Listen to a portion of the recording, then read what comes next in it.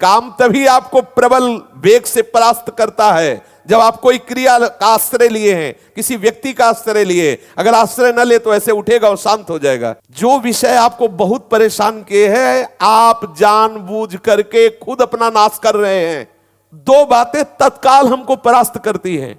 सच्ची मानिए, एक बार इस मन पर विजय प्राप्त करने की चेष्टा कीजिए।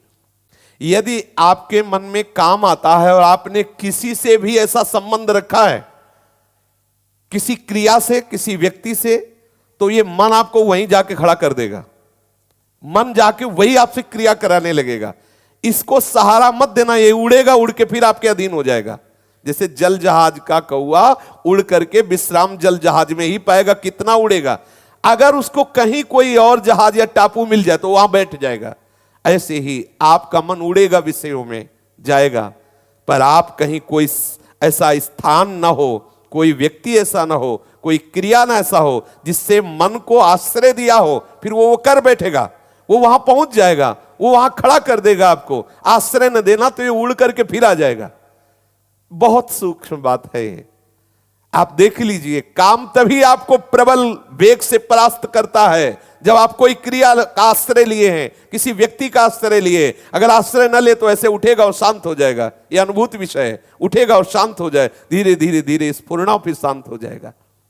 हम क्या करते हैं, कोई न कोई क्रिया, कोई न कोई दृश्य, कोई न कोई व्यक्ति, कोई न कोई शरीर आश्रय ऐसा लिए हुए हैं जिससे मन हमको विवश कर देता है, और वैसी चेष्टा उस व्यक्ति के पास पहुंचा देना, वैसा दर्शन, वैसी बात मन फिर हमारे अधीन नहीं, फिर हमें मन के अधीन होना पड़ता है। स्वयं मन निर्विकार और शांत हो जाएगा, केवल तुम किसी क्रिया का आश्रय मत देना। यही गलती होती है, यहीं से हम भगवत प्राप्ति के मार्ग को बाधित किए बैठे हैं। देख लीजिए, यही हम बाधित किए हुए बैठे हैं। बिल्कुल सावधान हो जाइए। ये छोटी मोटी क्रियाएं करके अपने मन को आप जो विश्राम देने की बात सोच रहे, कदापि नहीं हो सकता। जब मन में वेग आता है तो ऐसा लगता है हम ऐसी क्रिया कर लें, ऐसी चेष्टा कर लें तो मन शांत हो जाएगा, फिर भजन करेंगे। बहुत बड़ी चूक है, वो आपको नष्ट कर रहा है, आप जान नहीं पा रहे हैं। मन के दो कार्य हैं, एक है विषय का अवलंबन और दूसरा है विषय का चिंतन। ये किसी न किसी विषय का सहारा ढूंढता है। आप देख लेना, हमारे भ्रष्ट होने का कारण हमारा कोई न कोई सहारा है किसी भी विषय में। आप देख लीजिए, जो विषय आपको बहुत परेशान किए हैं, आप जानबूझ करके खुद अपना नाश कर रहे हैं। इसमें किसी का तर्क काम नहीं करेगा, क्योंकि उसी मार्ग में चले हुए हैं। आप यदि आश्रय नहीं दिए हैं, आपने किसी क्रिया या किसी व्यक्ति का आश्रय नहीं दिया है, तो आप कुछ ही दिनों में निर्विकार हो जाएंगे, आपका मन शांत हो जाएगा। यदि कोई क्रिया या किसी व्यक्ति का आश्रय दिए तो आप फिर नष्ट हो जाएंगे। मन की दो चाल है। सबसे पहली चाल, वो आश्रय पकड़ता है। भूख लगी तो किस घर में जाएंगे तो हमें वहां हमारे मनोनुकूल भोजन मिल जाए। पहला आश्रय पकड़ता है, क्रिया, वस्तु। फिर उसका चिंतन करता है। दोनों बातें तुम्हें काटनी है, तभी आप इस पर विजय प्राप्त करोगे। जहां समझ में आया कि अच्छा काम वेदना जागृत हुई, तत्काल वो आश्रय आएगा आपके सामने। देख लेना, सूक्ष्मता की बात है। सबसे पहले विकार आते ही आपके सामने आश्रय आएगा।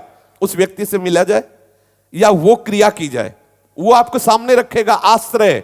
मिटाओ तत्काल उस आश्रय को। नहीं नहीं, श्री हरि चरणों में, प्रिया चरणों में तत्काल आश्रय अपने जो गुरु कृपा से ले रखा है उसमें आ जाओ तत्काल। उस विषय के आश्रय में मत टिकना। और चिंतन, तत्काल चिंतन बदलो, नाम कीर्तन करो। नाम जब एक दो हैं, एक आश्रय और एक चिंतन, दोनों को नष्ट कर दो। अगर मन तुम्हारे अधीन ना हो जाए तो बताना, मन शांत हो जाए। और हम गलती क्या करते हैं, इसी मनी राम के बहकावे में गलियों में भटकते रहते हैं।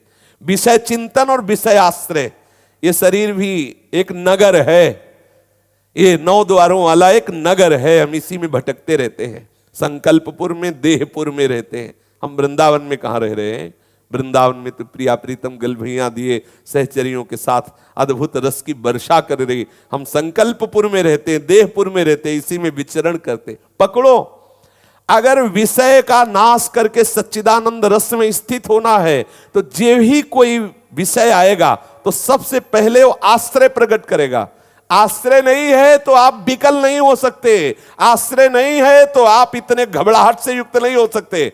ऐसे आया गया, आप तभी विकल होते, तभी परास्त होते जब आपने आश्रय दिया। जैसे आपके अंदर कोई भी वेदना जागृत होगी तो आपके सामने वो आएगा, ये क्रिया कर लो, उस व्यक्ति से मिल लो, चलो वहां चलते हैं, बस उसी को काटना है आपको, क्योंकि आप भगवत मार्ग के पथिक हैं, आप परम सच्चिदानंद पद में जाने वाले हैं। इसलिए देखो, बहुत सुंदर सूत्र है, बहुत सुंदर।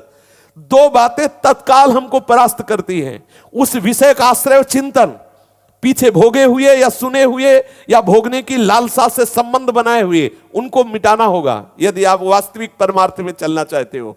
जहां आश्रय है, समझ लो ये व्यक्ति, ये क्रिया, ये वस्तु, तत्काल काट दो, उसे मिलो मत, उस व्यक्ति से संबंध हटा दो, उस क्रिया को कभी मत करो। ऐसा मानो मेरे हाथ टूट गए, बिल्कुल नहीं, बिल्कुल नहीं, आप निर्विकार हो जाएंगे। इतनी शीतलता, इतना आनंद कि आप नाचोगे एकांत में। सच्ची मानिए, एक बार इस मन पर विजय प्राप्त करने की चेष्टा कीजिए। इसके दो सूत्र हैं, पहला है आश्रय, दूसरा है चिंतन। दोनों को मिटा दीजिए, जहां आश्रय उसे मिटा दीजिए। चिंतन, श्री हरि प्रिया का चिंतन। अगर नहीं हो रहा तो कीर्तन करो, पद गायन करो, कुछ नहीं बन रहा हट जाओ, ऐसे के संग में हो जाओ जहां कीर्तन, जहां भगवत वार्ता, भगवत चर्चा, ऐसे उपासक से जो निर्विषयी है उसका संग करो, तत्काल आपका चिंतन बदलेगा। अगर चिंतन और आश्रय दोनों बना रहा तो भ्रष्ट हो जाओगे, परमार्थ में रुचि नहीं रह जाएगी। पूज्य बाबा ऐसा कह रहे हैं। विषय चिंतन करोगे तो फिर वो विषय चिंतन तुम्हें नष्ट कर देगा, कोई न कोई फिर क्रिया कर बैठोगे, इसलिए सावधान।